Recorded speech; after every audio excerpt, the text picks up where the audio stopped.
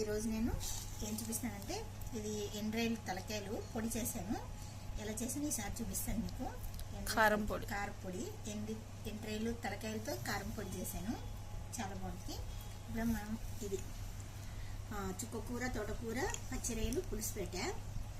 దీని కాంబినేషన్ ఎలా ఉందో మీకు టేస్ట్ చేసి మీకు చూపిస్తాను. ఫస్ట్ కారపొడితో తిందాం.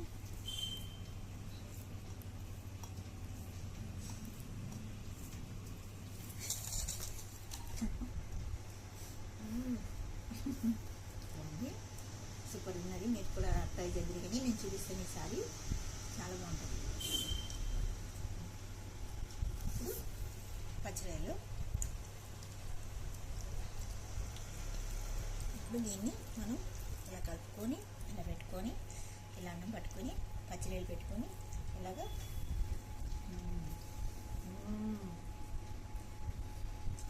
చాలా బాగుంది. మీరు కూడా ట్రై చేయండి.